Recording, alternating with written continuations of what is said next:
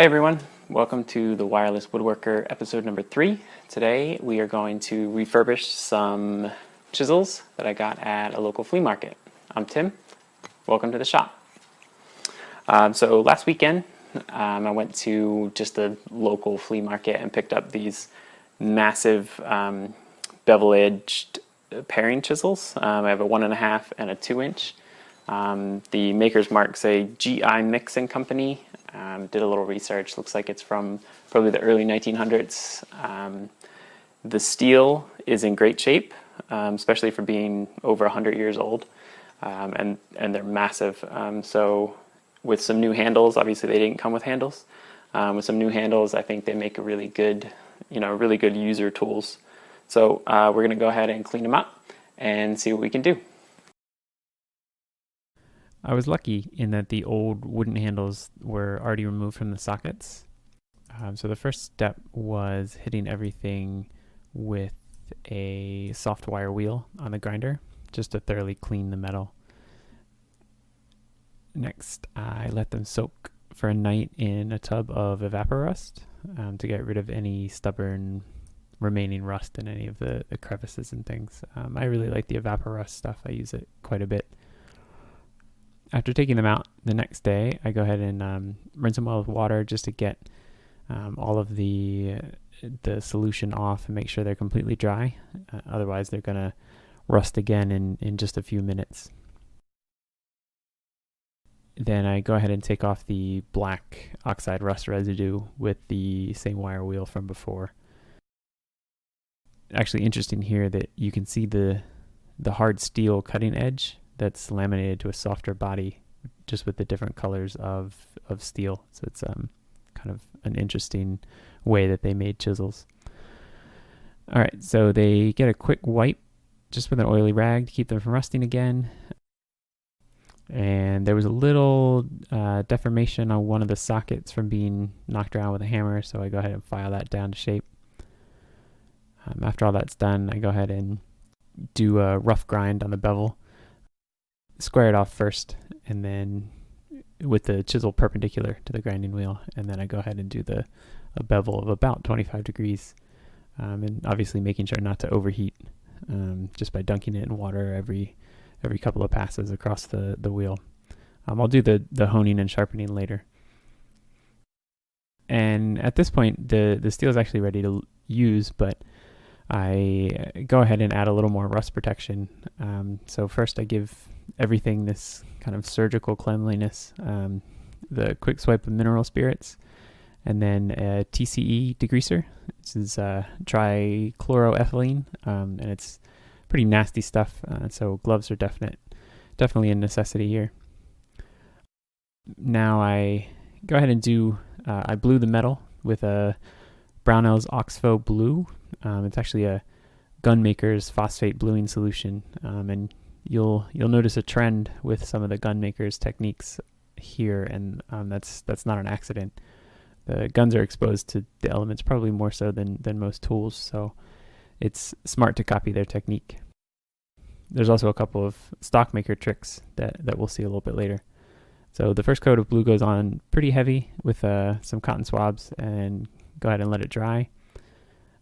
After it's dry, I degrease the metal again just to get rid of any of the hand oils that might be on there, and add a second coat of bluing with a Scotch-Brite pad. And I kind of scrub basically as much as possible to try to rub off the first coat just to make sure it's worked in there very well.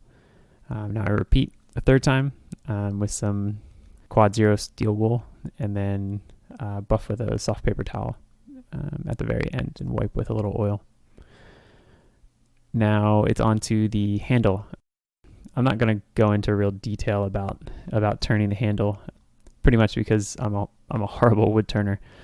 But just briefly, I use just a really small lathe, and I start with fitting the socket. So you'll see me take it off a couple times, make sure it fits in the socket of the chisels. And then I go ahead and move on to turning the actual handle itself. And I'm duplicating an existing handle shape that I have. I think it's on a burnisher that I have, but I like the handle shape, so you can choose any shape you want, really. This just happens to fit my hand really well. And these are going to be a pairing chisel, so I'm not going to add a ferrule to it. I'm not banging it against anything, but you could add a copper or brass pipe to the end if you wanted to, if you were thinking of striking it against something.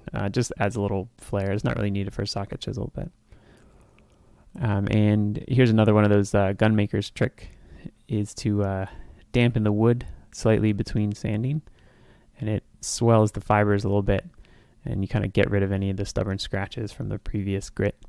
It also prevents the grain from raising underneath when you apply the finish. Okay, once the turning is all done, I go ahead and start the finishing process. And this is pretty boring to watch actually, but considering the handle is kind of what you'll be feeling and interacting with all the time, it's pretty important. You want this to be a nice finish. And again, I'm using mostly gun maker's supplies, or stock maker's supplies, I guess. You know, the stock on a gun is prepared in pretty much the same way.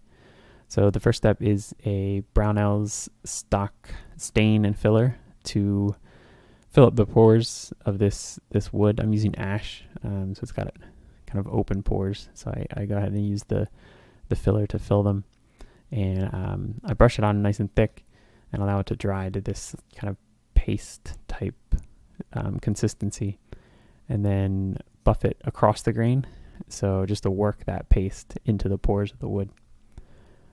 You could add another coat here, but I think I found that one was enough.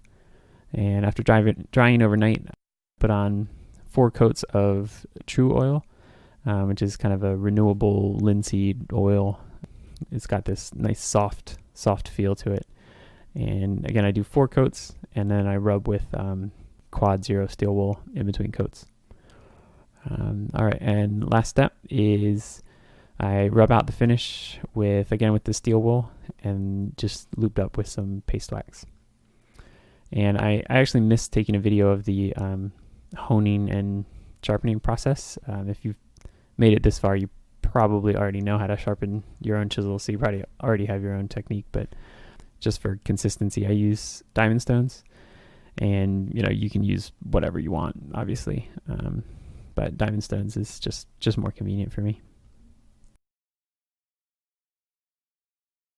And there you have it. So 2 fantastic bevel-edged socket chisels for 50 cents. I picked up both of them for 50 cents at the flea market, so better than pretty much anything you could get now for, at least 10 times that price.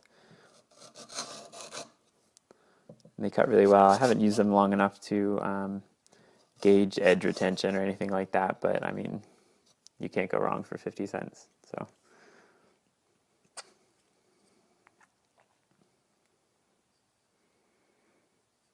all right, I'm Tim from the Wireless Woodworker.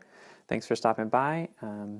Feel free to like the video, follow me on Instagram or YouTube, or visit the website at thewirelesswoodworker.com.